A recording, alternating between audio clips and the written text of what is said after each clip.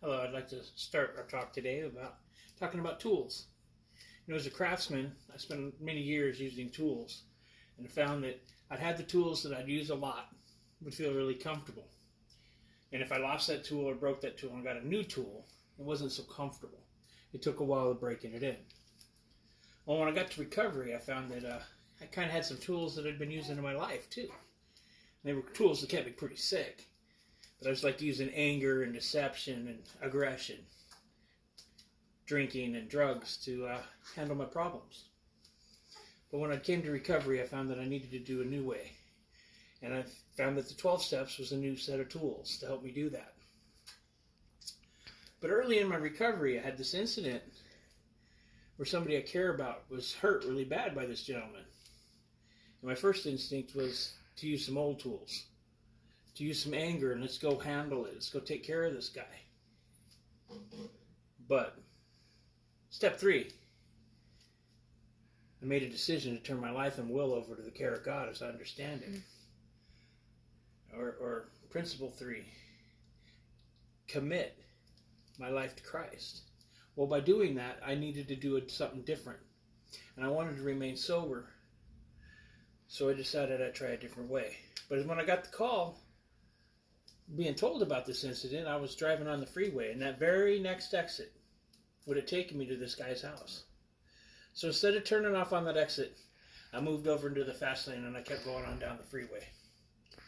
My freeway exit was a couple further up, but instead of even going to that one, I went beyond my place so that I came back around and used service streets to come back to my house.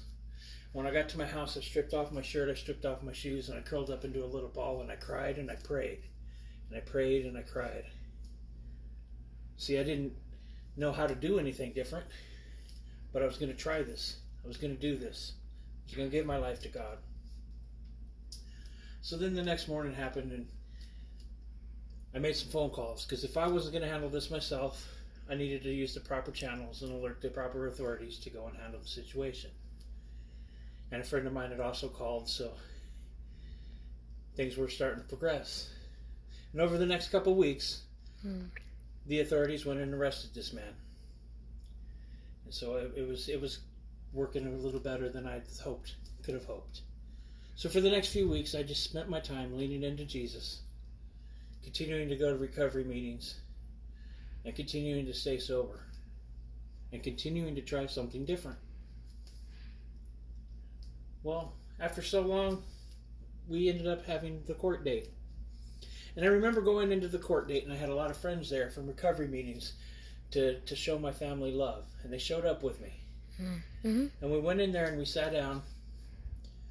This guy was sitting up there in his prison or jail uniform, sitting there in the courtroom, and it seemed that he was glaring at me.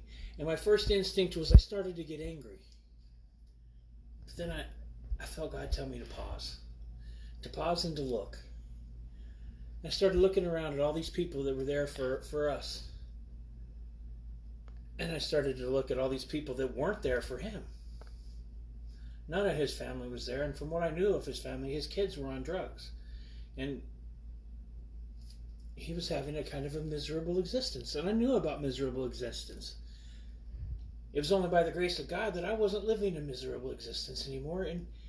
And not only did I no longer wish ill will for this man, God did something miraculous inside of me. I found that not only did I not want anything bad for this gentleman, I started wanting him to just have a little bit of the peace that I'd found. A little bit of the peace and freedom I'd found in Jesus. And that didn't come from inside of me, because inside of me was not love and forgiveness. But I forgave him on that day. And I started to really understand more about this program and this story I used to hear. Story of this man and his son. And the boy's, Daddy, please come and play with me. And the father's busy, and he says, I'm sorry, son. I can't play with you right now. But if you give me a little while, I promise I'll play with you. And then in a little while, Daddy, please come and play with me. And the father was, I'm sorry, son. I'm really busy right now. And I can't really play with you right now. But if you give me a few, Daddy, please play with me. So the man looked around and he found the newspaper had a picture of the world on it, a map of the world. So he grabbed that, he tore it up into pieces, and he gave it to the boy. He said, "Boy, son, when you put this map together, I'll play with you."